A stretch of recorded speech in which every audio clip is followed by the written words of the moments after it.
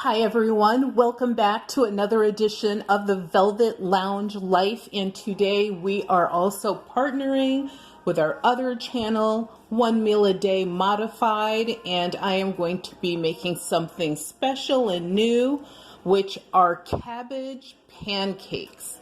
They are savory, they're tasty, they're crunchy, they're cheesy if you want them to be.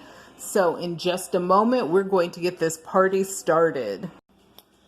So this is a recipe that I modified from a very, very simple recipe that only had cabbage, eggs, flour, and a little bit of spice in it.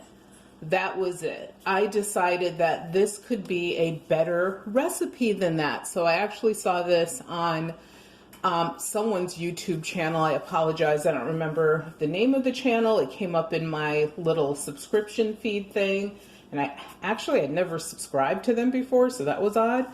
But I just want to put my own spin on this, so you're coming along for the ride. And yes, once again, my favorite mixing bowl. So one thing I'd like to say is please remember to subscribe to our channel and give us a thumbs up. So I'm just going to move some of this out of the way. So like I said, I believe this is a very simple recipe. What I'm using in mine, and you can actually add or subtract other things.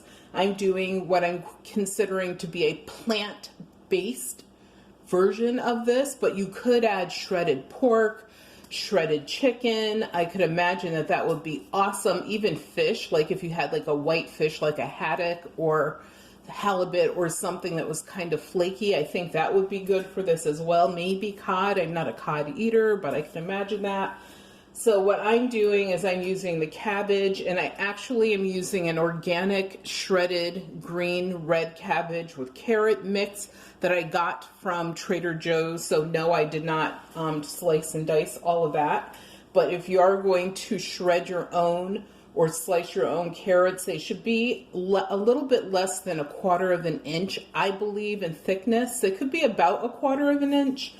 You just don't want anything to be super hard and crunchy, and that hard part of the cabbage that's in the center, you'll want to remove that. We call it the heart. I don't know what it's called technically. I'm using a whole wheat flour. So this is an organic whole wheat. So that means that you can actually see like some of the texture in there. It's not like one of those pulverized flours. And I'm using mushroom in mine. This is completely optional. I'm using onion, once again, optional, or you could use a different onion.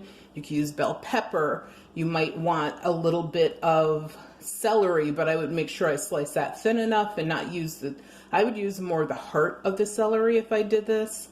I'm also adding cheese to some of them. My husband doesn't like cheese in his, so I'm not putting cheese in his, but my daughter and mine will have cheese. You have to have the eggs. For 1 bag of cabbage, 2 eggs is about correct. So if you have a bigger family and let's say you need to use 2 bags of cabbage, I would try adding 1 additional egg, so 3 eggs. See if you need more, and you'll see why. There should be like a certain consistency to this. And this is not quite 1/4 of a cup. You can see I didn't fully fill it of flour, but it's about 1/4 of a cup. And then just whatever spices you guys enjoy. And here I have madras. I have my own kitchen pepper, which I make myself. I have some basil that we dried ourselves. Granulated garlic is what I would use. You could use fresh garlic. The thing is, I don't think you want to overly add moisture. So if you could use granulated, that's probably a good, way to make sure you're not adding too much moisture. And of course, some salt to taste. You will need oil. So whatever oil you're comfortable with, I would suggest using something that was unsaturated. I'm actually using canola oil, but once again, it's your choice as far as what oil you use. I did find that frying these in a frying pan, They came out better than baking them in the oven. But if you choose to bake them, you can do that. The only thing I would suggest is you cook them on one side, lift it a little bit to see if it's getting a little brown. If it is getting brown, then flip it over and do the same on the other side until it's slightly brown. Then they should be done. What happens is they don't come out as crunchy and as, I don't feel like they're as tasty, and I feel like they're a little bit soggier than if you fry them, whereas I didn't find them coming out soggy at all. So let me get the mixture together for you. Super simple. You're just dumping stuff into your bowl. Get that out of the way. And like I said, because my husband's will not have cheese in it, I'm not going to dump the cheese in here, but I will put all of my mushrooms. And the mushrooms I cut, they're about a little more than 1/4 inch, and the onion is about 1/4 inch when I sliced it up. Let's get those little bits and bobs in there. And then what I'm going to do is I'm just going to add half of this because the other thing I put in here was rosemary leaves. And what I did with those is I crushed them up a bit more before I added them so that, you don't hit a big piece of rosemary in here. I'm gonna add a little bit more. There you go. And I have some left if I need it to taste or to spice it up at the end. So let's just get that over there. And I did find, and this is just very bizarre, that mixing this with a fork or chopsticks, for some reason, it just worked better. I don't know why. It just did.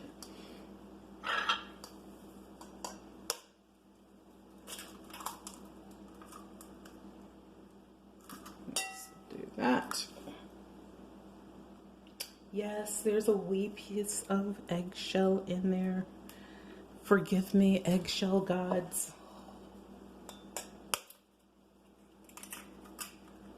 So it's your two complete eggs. This has the egg white, the egg yolk, everything in it. If you don't want the egg yolk in there, then you would need to replace that yolk with 2 eggs. And also, to me, it just doesn't have as much flavor, but, I don't have high blood pressure or whatever it is that people have, high cholesterol, so I can actually add them and, I'm fine. But I know that some people can't. But this is a cool recipe because it is 100% adaptable. Try it out in a smaller bunch if you need to, but I can guarantee you that and even for people that don't love cabbage, I think that they'll like this. And also, like you can see, this has purple cabbage in it, green cabbage. You can try Savoy. There's different cabbages out there you could try.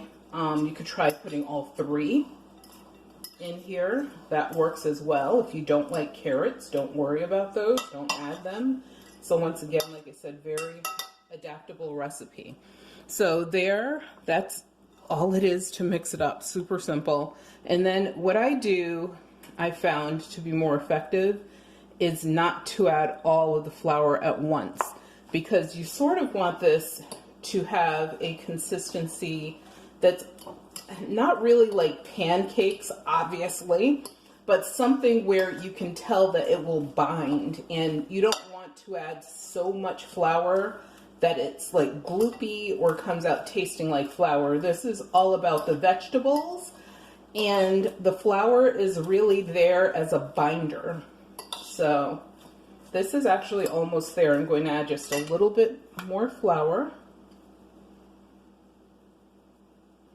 Like I said, I did test this recipe, so hopefully it doesn't fail me today, because in my test it failed me a couple times.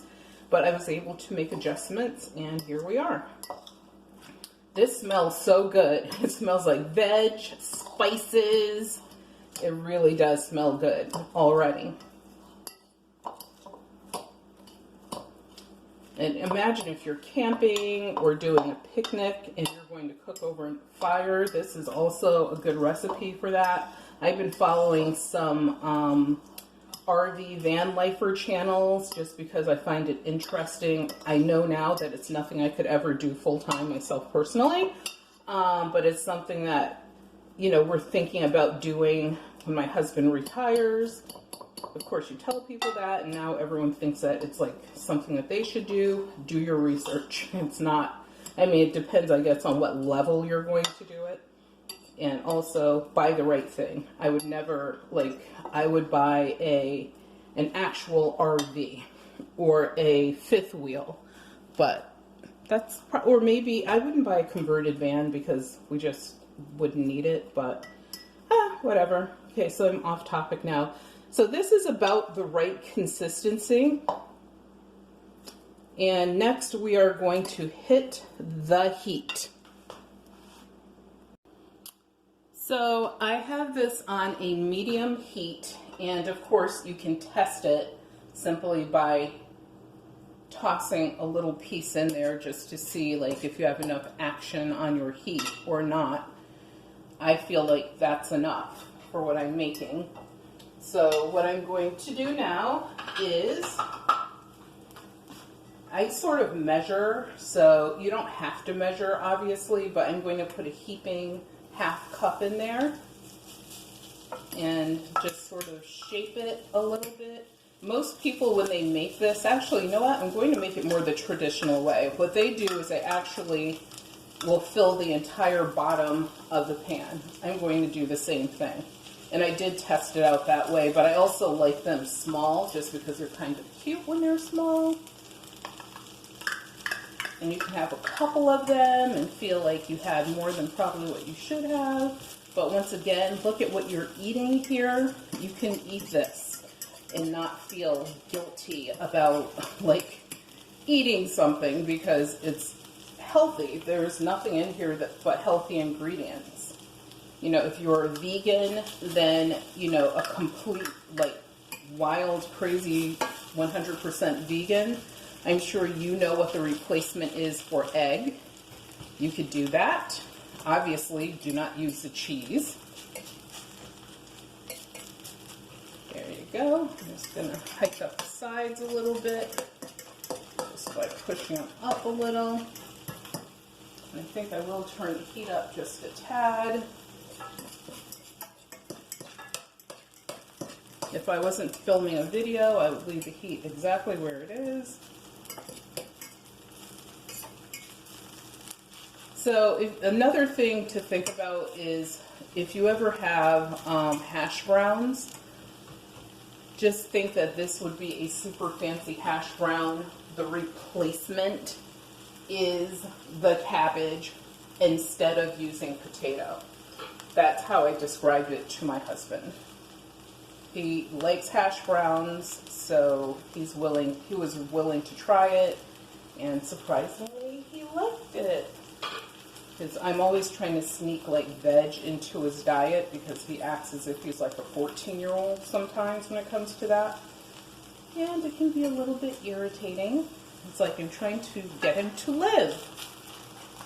So I just added some cheese and I'm sort of just pressing it down in there. If I was making this just for myself and my daughter, I would just add the cheese to my mixture. But he is not a cheese purist like we are, so unfortunately the cheese has to remain separate. So now what I'm going to do is I'm going to cover this and let it cook through. And I am just covering this with another pan, and the reason I'm doing that is that's how I saw them do it when they made this in the original video that I saw. So based upon the video that I watched, the reason that you are covering this is partially because some of the steam is cooking the cabbage through. One of the things that you'll want to determine is how well do you want your cabbage cooked. So if you like it, you know, really cooked, then obviously you're going to leave this on the heat longer. If you like it with a medium crunch, then obviously gauge that. If you like it super crunchy, what you really need to make sure happens is that both sides are at least partially browned. And of course, the egg is cooked through. And also, you don't want the taste of raw flour. So I flip this over, and I'll bring it closer to the camera, and you can see how it's browned on the other side. That's exactly what you want. And so now you're going to do the same on the opposite side. Now, one thing I have to warn you about is it is better, because I've already talked about the cheese, to put the cheese into your batter. Also, make sure the cheese is not sliced too thick, otherwise it will burn rather quickly, and you don't want it to burn.